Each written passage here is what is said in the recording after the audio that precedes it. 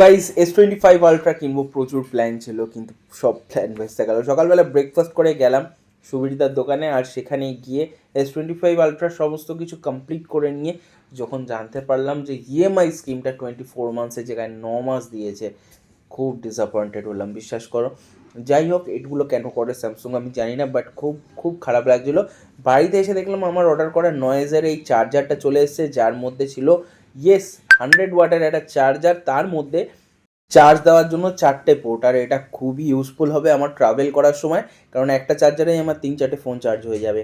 তো সেই কারণে এই চার্জারটা অর্ডার করেছিলাম। সিরিয়াসলি বলছি, চার্জারটা দেখে মনটা কিছুটা খুশি হলেও S25 আলট্রাটা যে কবে 24 মাসের স্কিমটা দেবে কিনবো এটাই ভাবছি। যাই হোক, তোমরা কি S25 আলট্রা কিনে নিয়েছো? আমাকে কমেন্ট সেকশনে লিখে জানিও। আর কিনে নিলেও তোমাদের কি কোনো প্রবলেম হচ্ছে বা কেমন লাগছে ফোনটা ইউজ করে, সেটাও আমাকে কমেন্ট সেকশনে লিখে জানিও। যাই হোক, আমি একটু মনের দুঃখে বসে থাকি, তোমরা আরও মিনি ব্লগসের জন্য সাবস্ক্রাইব করে দাও। টাটা।